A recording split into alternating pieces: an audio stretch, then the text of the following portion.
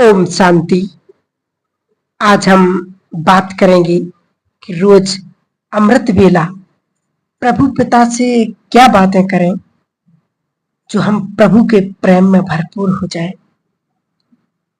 तो आज हम बात करेंगे कि हम बाबा से बात करें कैसे, रू रेहान करें। और बाबा है कौन? परमपिता परमात्मा हम सब आत्माओं का वो पिता है, हमारा पिता है। और एक बच्चा अपने पिता से सहज ही बात कर सकता है। ये कोई मुश्किल नहीं है। इस बात को गहराई से समझें।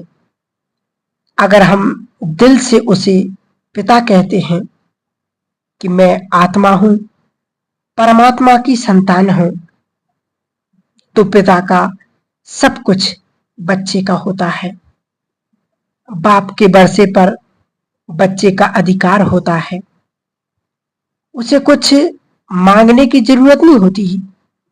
तो पहले तो इस बात को निश्चय करेंगे कि मैं परमात्मा के वर्षे के अधिकारी हूं। स्वयं भगवान मेरा पिता है। ये पक्का करें। दूसरा, मैं जब हम उसको याद करते हैं तो दिल से याद करते हैं। मतलब जब हमारा मन और बुद्धि एकाग्र होता है, पूरी दुनिया को भूल करके केवल बाबा, उसके स्वरूप पर ध्यान, बुद्धि, अपने नेत्र बाबा के स्वरूप पर और मन में मन मना भाव, केवल एक बाबा। उस समय बाबा से प्यारा कोई नहीं। हमारे संकल्प बाबा तक पहुंचते हैं, लेकिन अगर हम दुखी हैं, परेशान हैं, तो क्या बाबा तक हमारे संकल्प पहुंचते हैं? हमारी आवाज पहुंचती होगी? दिल की नहीं पहुंचेगी। क्यों? क्योंकि मन बुद्धि एकाग्र नहीं है ना। तो वो परमात्मा जो शांति का सागर है, प्यार का सागर है, सुखों का सागर है, आनंद का सागर है, शक्तियों का सागर है, उससे कैसे कनेक्ट होंगे? तो इसलिए पूरी दुनिया की टेंशन भूल करके, पास्ट की बातें भूल करके थोड़े समय के लिए प्रेजेंट में आ जाना है कि मैं तो एक चैतन्य शांति का सितारा हूं। बाबा, आपने हमें गुणों से रियलाइज करवाया है।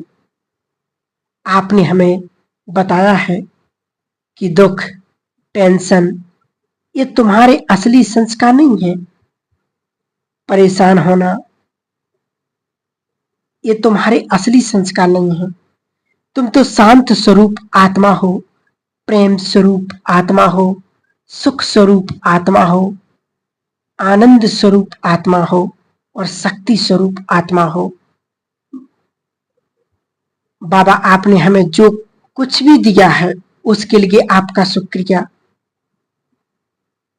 जो हम सोए हुए थे, हमें गहरी नींद से जगा दिया। हमें निंदा से जगा दिया। वाह बाबा वाह, बहुत बहुत आपका धन्यवाद बाबा। मैं पद्मा पदम भाग्यशाली आत्मा हूं जो आपने मुझे चुना। आपकी नजर मुझ पर पड़ी बाबा। पिछले 63 जन्मों से हम आपको ढूंढ रहे थे। आपकी एक बूंद के प्यासे थे, तड़प रहे थे, चिल्ला रहे थे। आज कि प्रभु आप आ जाओ, थोड़ा सा दर्शन दे दो, प्यार की एक बूंद दे दो। वो आप आए तो क्या आपने तो हमें अपना बना लिया बाबा। आप ही हमारे बाप हो, टीचर हो, सदगुरु हो, दोस्त हो, साजन हो, सब कुछ हो। तो जब हम इस प्रकार से अमृत वेले के समय में बाबा से रूह रेहान करेंगे, बातें करेंगे, उनसे मिलन मनाएंगे, तो फिर देखना आपका पूरा दिन और पूरा जीवन ही संभर जाएगा कि बाबा अब तेरे बिना और मुझे क्या चाहिए, कुछ भी तो नहीं ना। क्योंकि मुझे डीप रियलाइज हुआ है परमात्मा को पाने के बाद कुछ और पाने की इच्छा रही ही नहीं है। आपको पा लिया और मुझे क्या चाहिए बाबा। आपका दिल से बहुत बहुत धन्यवाद, बहुत बहुत शुक्रिया। तो आप सकता ही नहीं पढ़ सकती कि मुझे इस दुनिया का कुछ चीज चाहिए, या मान चाहिए, सम्मान चाहिए, पद चाहिए, पोजीशन चाहिए, धन संपत्ति चाहिए, कुछ भी नहीं चाहिए। क्यों? क्योंकि दुनिया का सबसे सर्वोच्च सत्ता, ऊंचे ते ऊंच, वो मिला। बाबा आप कितने मीठे हो, मुझे कितना मीठा बनाते हो। आपकी यादों में मैं आत्मा पवित्र होती जा रही हूँ। मेरे अंदर का कचरा समाप्त होता जा रहा है। देखें बुद्धि रूपी नेत्र से बाबा परमधाम में प्यार का सागर है, और मैं आत्मा बाबा से निराकार स्वरूप में उनसे मिलन मना रही हूँ, देख रही हूँ उनको। और मैं भी बाप समान निराकारी, निरहंकारी, निर्विकारी आत्मा बन गई।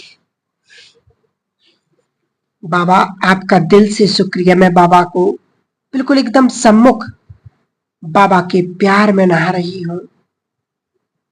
वो पवित्रता का झरना, वो पवित्रता के सागर से मुझे निहाल कर रही है।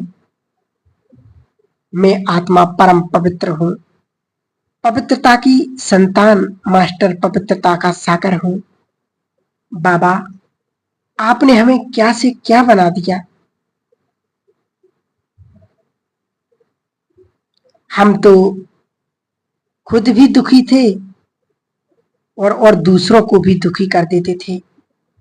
आपने मुझे कांटों से फूल बना दिया, रूहे गुलाब बना दिया, सम्माननीय बना दिया, पूजनीय बना दिया। बाबा मुझ रूहे को गुलाब के पवित्रता की खुशबू से पूरे संसार में उज्जवल बना दिया है। पूरा संसार पवित्र हो रहा है। बाबा मुझे अपना भाग्य देख करके बहुत हर्ष हो रहा है। कैसा सुंदर भाग्य है मेरा, मेरे जैसा खुशनसीब, मुझ जैसा भाग्यवान इस दुनिया में और कोई नहीं। जिसे भगवान मिल गया हो उसे और क्या चाहिए। इस फिजिकल दुनिया का, इस भौतिक संसार का मुझे कुछ भी नहीं चाहिए। मुझे किसी से कुछ नहीं चाहिए। मैं सर्व प्राप्ति स्वरूप, सर्व शक्तियों से भरपूर संतुष्ट आत्मा हूँ। बाबा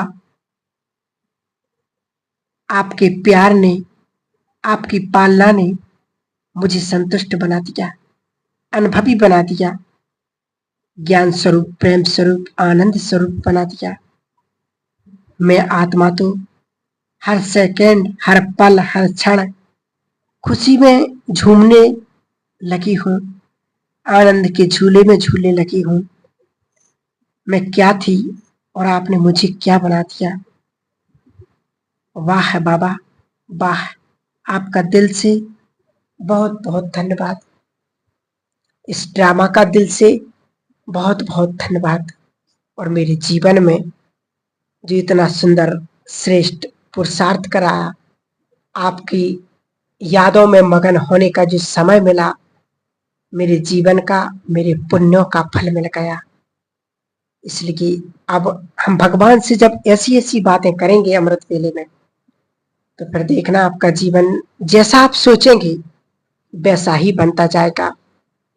आज हम सब देख रहे इस महायुद्ध में कैसे कैसे विकराल परिस्थितियां, कितनी अनेक आत्माएं शरीर छोड़ करके जा रही हैं, कितनों के घर उजड़ गए।